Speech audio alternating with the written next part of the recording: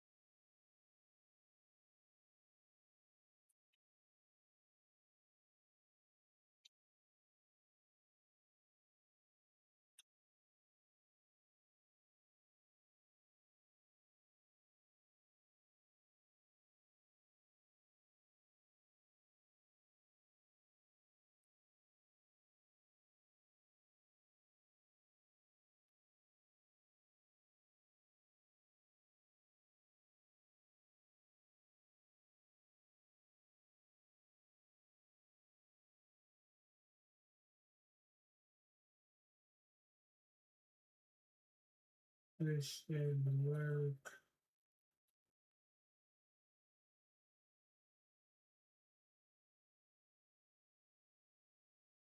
Try and get this shit. Give me a chance. Give me some time, people. Here, I'm trying to get this.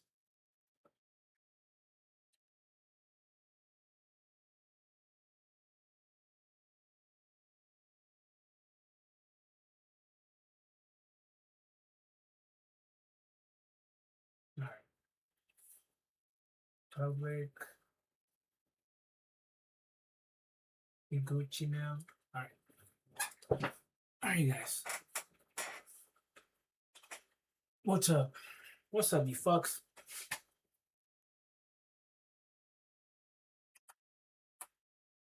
S&P 500. Let's start off with S&P 500. It's gonna be real quick.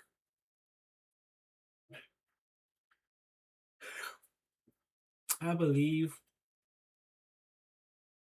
And think how love. Anyways, all right. But most likely, are gonna drop just a little bit during the nighttime. I believe gold and silver and the S&P are gonna do that. Let me put my indicator back on. Yeah, I can see it dropping more throughout the nighttime. 12-hour candle. Yeah, I can see it dropping maybe to 4,295. 8-hour candle. I can see we're gonna have a thick resistance to break on out. You're seeing how flat these 16 hours played out right here. Through the nighttime, there was no strong movement. You wanted something like this. Watch.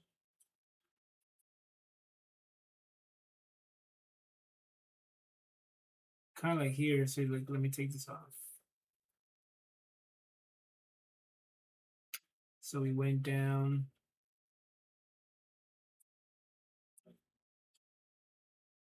So we had cushion down here in the region.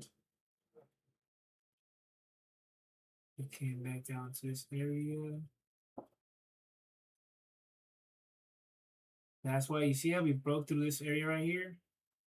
You wanted this 8-hour candle, or you wanted the last one actually to close above to show bullishness. The fact that it broke through this and it closed inside of it leads me to believe that the next hours or so are gonna start also dumping. Maintain that lower pressure.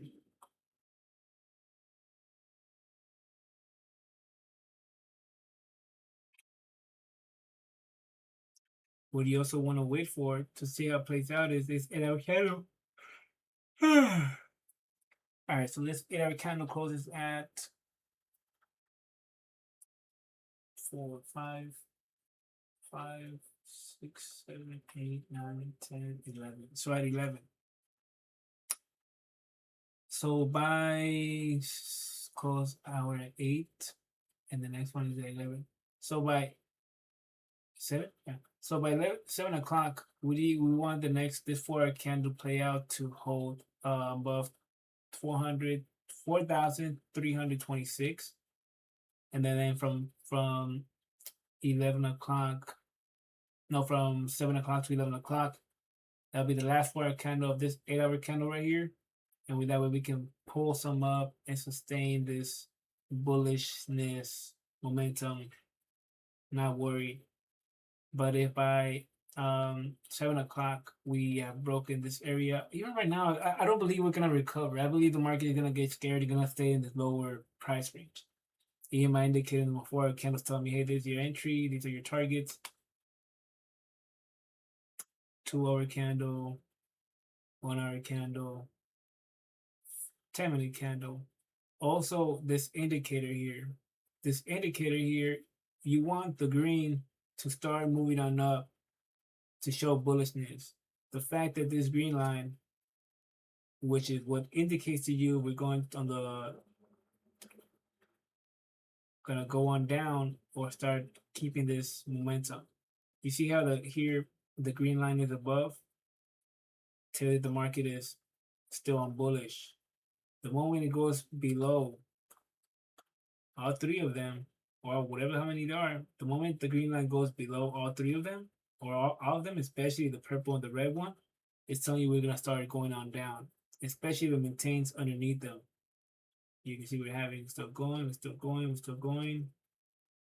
I mean, here we currently are, as you can see, still hanging way down. No, you need to see this green start breaking through this. That's why I see the market dropping throughout the night. Likewise with silver and gold. Also because they're near their trend lines. Watch. That's what they're going. That's what they're going tonight. This is their target, either by tonight or within the morning. But I feel like more by tonight, halfway here. And I feel like the Fed's gonna say something that we don't want to hear, and that's what's gonna bring silver making that contact here, and then that's what's gonna break. That's what's gonna bring gold to keep on going down. Let me take my crap off.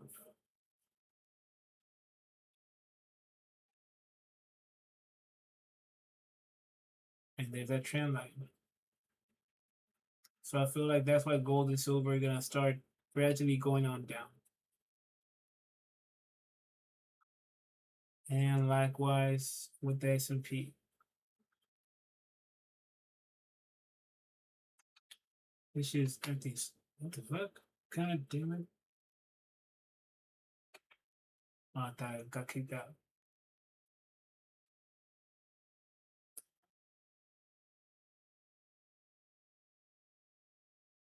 Okay, even beautiful right here. Here you have it. The 3 candle blocks. Not beautiful, beautiful, beautiful 3 candle blocks. All right, so this 8-hour candle started at 3 o'clock, I'm guessing. All right, so this 4 candle is gonna end at 7.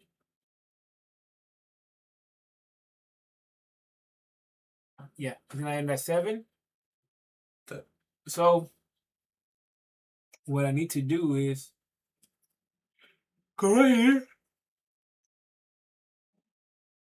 Here. What is it? 8-hour candle, 8-hour candle, 3 candle box resistance. Oh, capital. 3 candle resistance.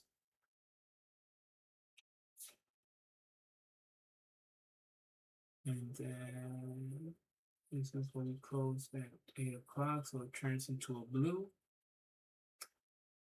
See, let me see the close. So it's blue, turned into 8-hour candle, 3 candle. No, oh, I did it wrong. This is resistance. Stupid. This is resistance, and this is support. Dumbass.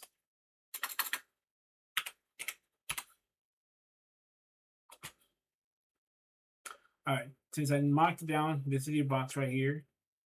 Then I go to a 4 candle. And see this 4 candle is gonna close at 7. Right now,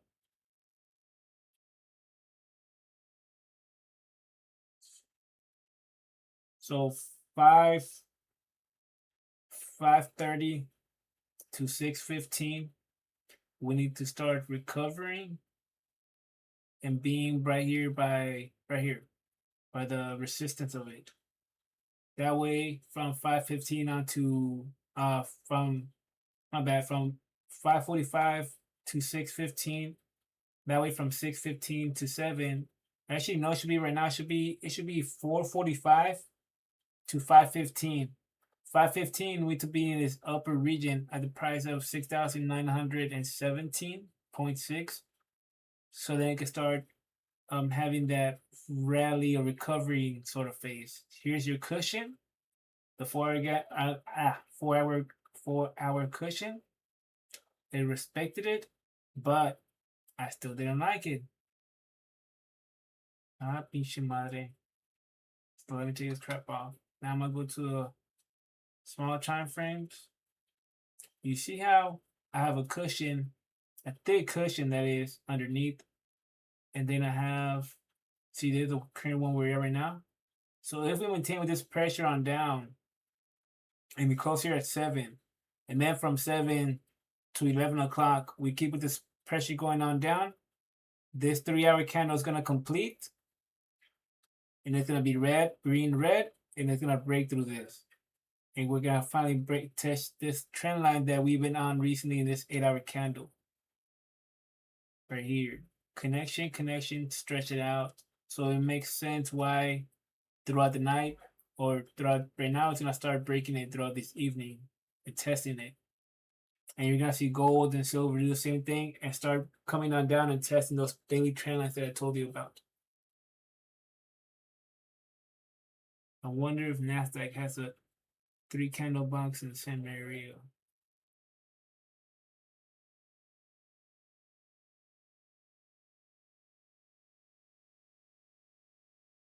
Alright, so it doesn't.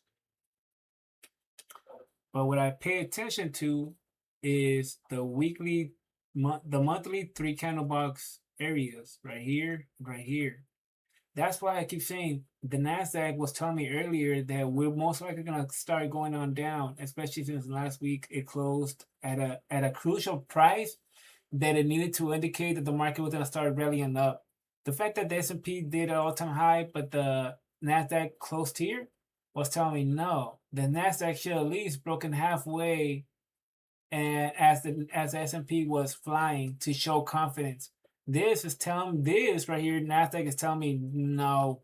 We're most likely gonna start pulling on down Monday or something. Otherwise, I'm wrong, and I'm just being weird. But the way I fucking synchronize the candles and everything together, and all these, especially when you got gold, silver, S&P 500, Nasdaq, Bitcoin, and Ethereum and XRP, you can put them all together, and based on how they're looking. For example, if you look at Bitcoin will give you your first red flags after having that push on up yesterday, right here.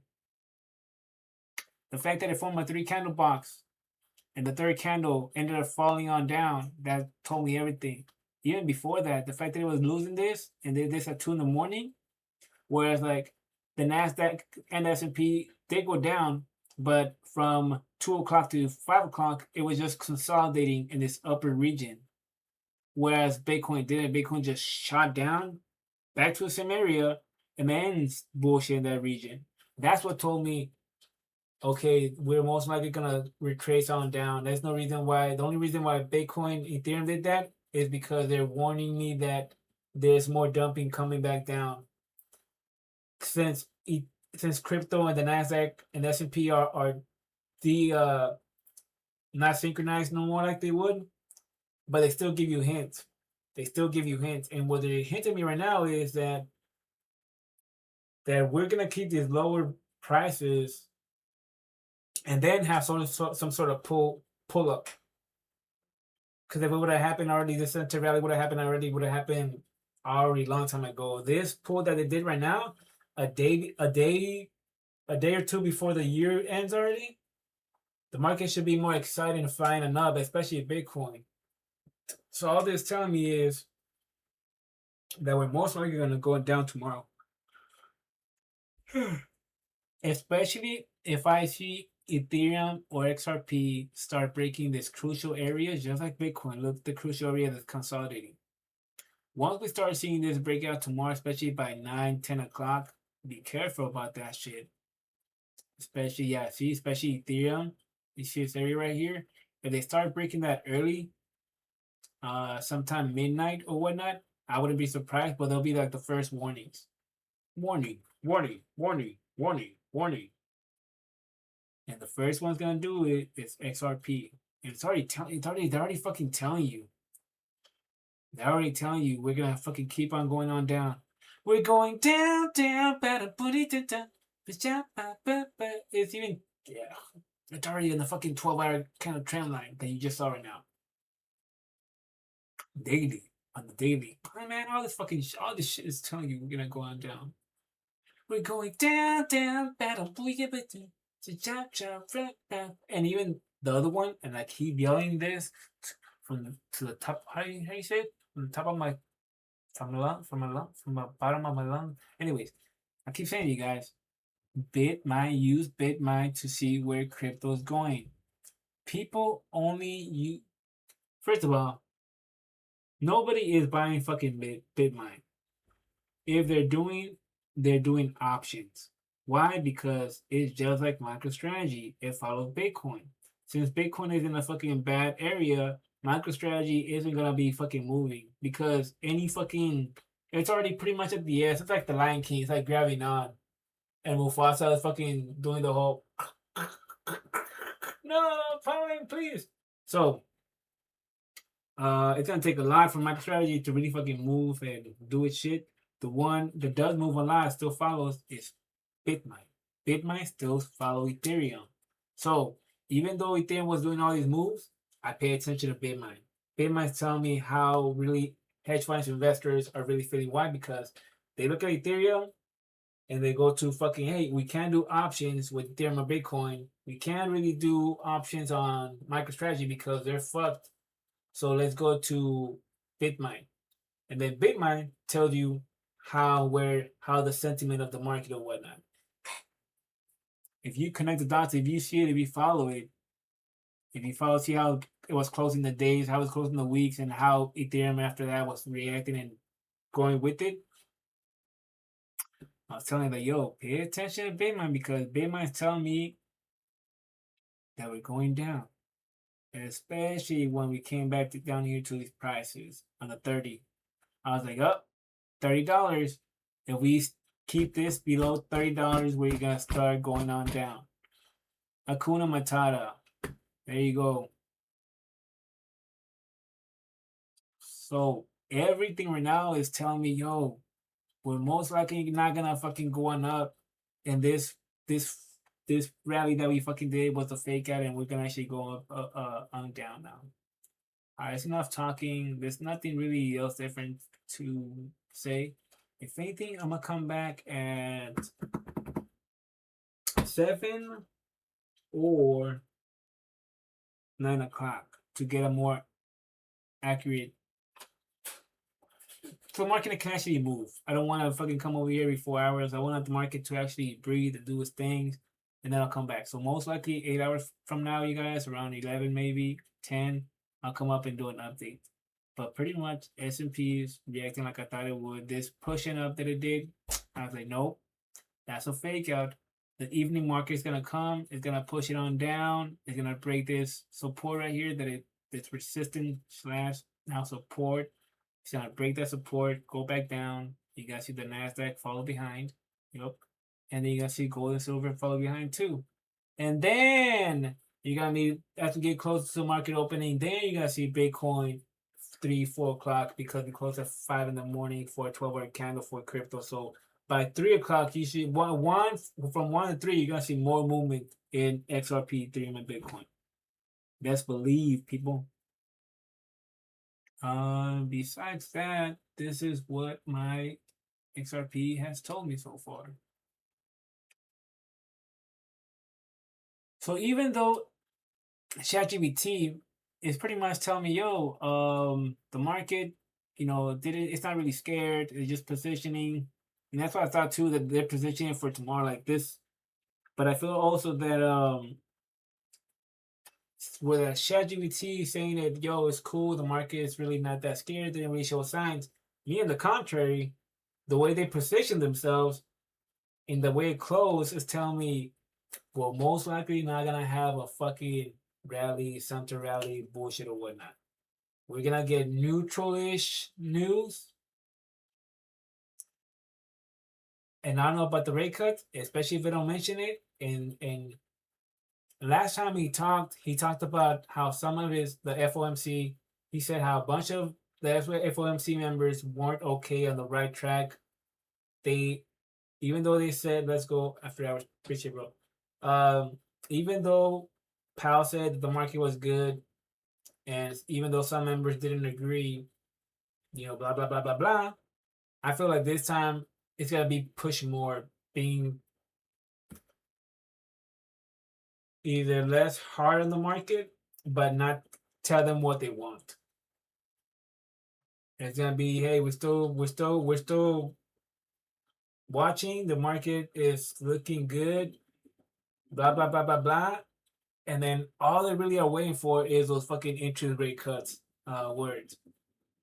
But if they hear, hey, the market is good, so hey guys, we're good. Just some data we gotta keep, and if it comes bad, we'll step in and help the market. But so far, and then the market is gonna be like, phew, and it's gonna close at an all-time high. And then, depending what's coming this next month, I mean, you got earnings, and so your earnings you gotta see the market is gonna get stuck in the current range from October or whatnot. So, before the government was opened, that last week that they announced, I think it was October 27, 26, whatever, Friday, it's gonna fucking be bouncing in those fucking regions. It's gonna be bouncing in those regions, especially with earnings coming up.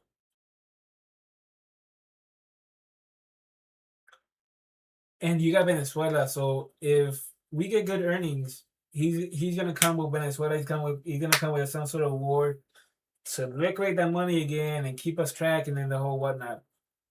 Because like you gotta be fucking stupid as fuck if you can't see that there's gonna be a black swan coming up these next 2 months easily. If we rally, we're gonna get pushed on. It's stupid if you think we're gonna rally January or mid-January or stay there, and earnings are gonna come and Nvidia and Palantir, and the market's gonna pushing up just like it always does. I don't think it's gonna fucking do that. I don't think it's gonna do that. But anyways, so I don't care what ChatGPT is saying right now. I feel like these moves were done because they see where it's going now. I don't know, and it makes me think who's the one, because what they do is the market moves, and then you have those fucking little notification. S&P fell down as a comment from this and that, or it'll be when earnings are coming up, but it's not the big earnings, it's just little fucks, and they'll say, oh, the S&P recovered because so and so got good earnings. Or same thing with Bitcoin. They do essentially with Bitcoin. Bitcoin will dump, and they'll put a picture of a bank dumping or moving transactions. Oh, the reason why Bitcoin moved was because Coinbase and so and so dumped Bitcoin. Why don't they fucking say the same shit when BlackRock and all these companies buy Bitcoin and Ethereum, hundreds of thousands of dollars, but you don't see that fucking pushing the market on up. because we don't. The regular retail, the regular person that's fucking getting into their Dogecoin or their Bitcoin or Pussy Coin, they don't know none of this shit. They don't know they just know their YouTuber fucking says it's going up and it went down because of some shit, and that's about it. But besides that, they don't have no nothing to. They don't know how to read graphs. They don't know how the market works. And that's about it. So I believe we're gonna keep on dropping tomorrow. Maybe have a morning sort of rally or whatnot, or we and by 9 o'clock we should see the market pull back down and keep this fearish. I don't really see the market pushing higher as we get closer to the Fed talking, especially to where we are. Good damn, I should fucking off track. But if anything, that's all you guys. Let me see the market again real quick. Sure. Maybe the forward candle, break into that cushion. Whatever candle gonna go down. You gonna see an entry in that area right now? You should see it. 15. Yeah. Yeah.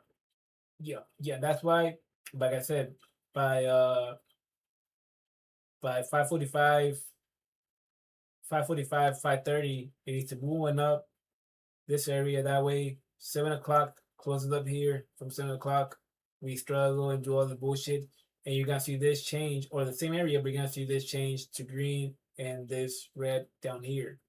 Otherwise, if we continue where we are right now, this is gonna complete. This pattern is gonna complete. All right. This is Brian Seacrest signing out, folks. I expect me give me a fucking better camera, yo. All right, I'm out of this bitch.